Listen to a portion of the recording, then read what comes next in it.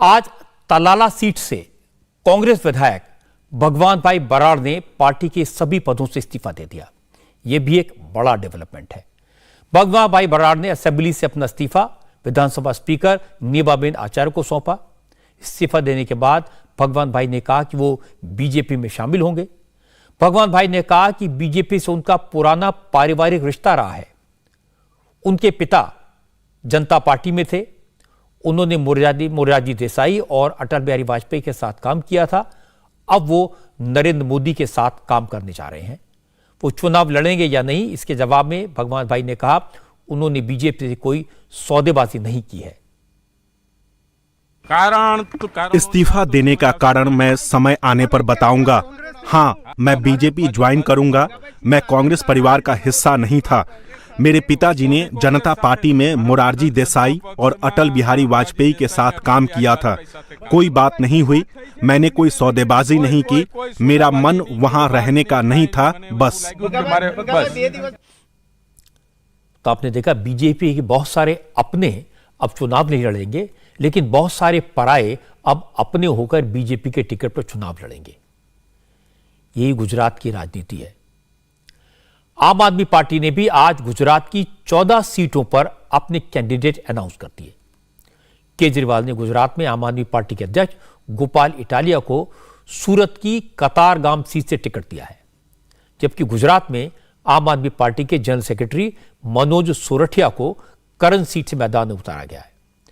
इसके अलावा आम आदमी पार्टी ने राजकोट ईस्ट से राहुल भुवा, राजकोट वेस्ट से दिनेश जोशी, ओलपाड से धार्मिक मालवीय और अल्पेश कथीरिया को सूरत की वराछा सीट से उम्मीदवार बनाया है। केजरीवाल ने थोड़े दिन तक गुजरात में हवा बनाई, लेकिन अब जैसे जैसे चुनाव करीब आता जा रहा है, गुजरात में केजरीवाल की हवा निकलती जा रही है, साख खत्म हो रही है। कांग्रेस की रणनीति अलग है। कांग्रेस चुपचाप वोट मांग रही है, डोर टू डोर कैंपेन कर रही है, बड़ी पब्लिक मीटिंग्स नहीं कर रही। गांव में जा जाकर पार्टी के कार्यकर्ता लोगों से वोट मांग रहे हैं। गुजरात के अलावा हिमाचल में भी चुनाव है। दिल्ली में सेंट्रल इलेक्शन कमेटी की मीटिंग में आने से पहले नरेंद्र मोदी ने आज हिमाचल प्रदेश में 2 पब्लिक मीटिंग्स की। मोदी के कैंपेन का फोकस पूरी तरह कांग्रेस पर था। नरेंद्र मोदी ने कहा कि चुनाव के वक्त कांग्रेस सिर्फ वादे करती है और अगर गलती से कुर्सी मिल जाए तो कांग्रेस के नेता वादे भूलकर आपसी झगड़ों में लग जाते हैं। मोदी ने कहा कि कांग्रेस अब सिर्फ 2 राज्यों में बची है, बाकी राज्यों ने कांग्रेस को विदा कर दिया है। इसलिए हिमाचल में अब कांग्रेस को एक और मौका देने की कोई जरूरत नहीं है। आज हिमाचल में कांग्रेस ने भी ताकत लगाई। कांग्रेस के नए अध्यक्ष मल्लिकार्जुन खड़गे ने भी 2 रैलियां की। खड़गे ने मोदी को जवाब भी दिया। मल्लिकार्जुन खड़गे ने कहा कि बीजेपी ने पेंशन खत्म की, कांग्रेस आएगी तो ओल्ड पेंशन स्कीम लागू करेगी। राजस्थान और छत्तीसगढ़ में जिन 2 राज्यों में कांग्रेस बची है, जिनकी बात मोदी ने की थी, उन दोनों राज्यों के चीफ मिनिस्टर अशोक गहलोत और भूपेश बघेल भी आज हिमाचल में थे। दोनों मुख्यमंत्रियों ने क्या क्या कहा, बीजेपी को किस अंदाज में जवाब दिया, यह भी आज मैं आपको बताऊंगा। हिमाचल में दोनों तरफ से इलेक्शन का कैंपेन कैसे हो रहा है, यह आपको दिखाऊंगा। तो शुरुआत करते हैं हिमाचल के कैंपेन की नरेंद्र मोदी से। हिमाचल में चुनाव प्रचार कल शाम को खत्म हो जाएगा और आज जब मोदी मैदान में उतरे तो उन्होंने जबरदस्त प्रभाव छोड़ा। कांगड़ा और हमीरपुर में मोदी ने पब्लिक मीटिंग को एड्रेस किया। हिमाचल प्रदेश में विधानसभा की 68 सीटें हैं। इनमें से कांगड़ा जिले में 15 और हमीरपुर में 6 असेंबली सीटें हैं। यानी आज एक ही दिन में मोदी ने 68 में से 21 सीटों को कवर किया। नरेंद्र मोदी हिमाचल को चप्पे चप्पे से जानते हैं। काफी वक्त तक वहां प्रचारक के तौर पर काम कर चुके हैं। भारतीय जनता पार्टी के प्रभारी के रूप में काम कर चुके हैं। इसलिए हिमाचल के नेताओं को, कार्यकर्ताओं को उनके नाम से जानते हैं, हिमाचल को समझते हैं। हिमाचल के लोगों के प्रति मोदी का लगाव है। इसलिए जैसे ही मोदी मंच पर पहुंचे तो लोगों ने नारे लगाकर मोदी का स्वागत किया। स्वागत है जी, स्वागत है, स्वागत है जी, स्वागत है, स्वागत है जी। आमतौर पर हिमाचल की रैलियों में ज्यादा भीड़ नहीं दिखाई देती, लेकिन मोदी की पब्लिक मीटिंग में आज भारी भीड़ थी और भीड़ में उत्साह भी था और मोदी ने भी लोगों को निराश नहीं किया। हिमाचल में मुकाबला बीजेपी और कांग्रेस के बीच है, इसलिए मोदी ने कांग्रेस का इतिहास गिनाया और कांग्रेस का भविष्य यह भी बताया। मोदी ने कहा कि कांग्रेस जिस राज्य से गई वहां कभी वापस नहीं आई। हिमाचल में सत्ता में आने की कोशिश कर रही है, लेकिन आएगी नहीं। मोदी ने कहा कि अब हिमाचल प्रदेश के लोगों को भी कांग्रेस का वही हाल करना चाहिए जो तमिलनाडु और यूपी में हुआ है। कांग्रेस को अब दोबारा नहीं लौटने देना है, कांग्रेस को साफ करना है।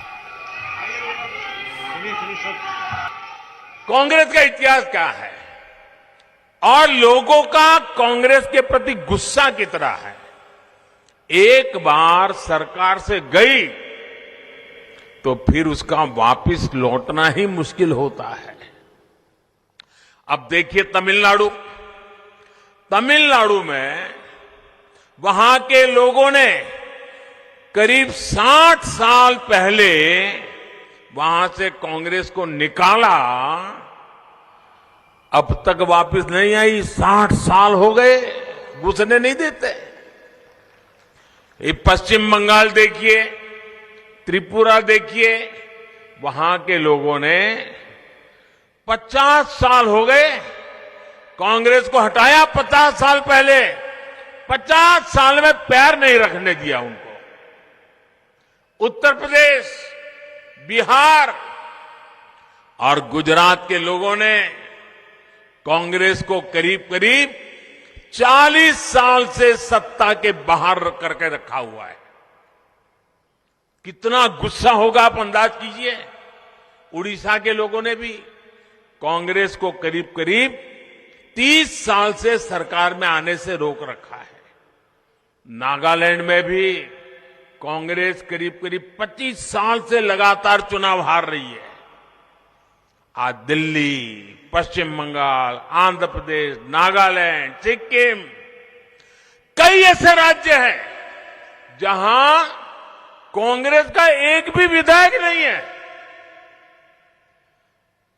भाइयों बहनों, कांग्रेस का आधार आज भी परिवारवाद ही है।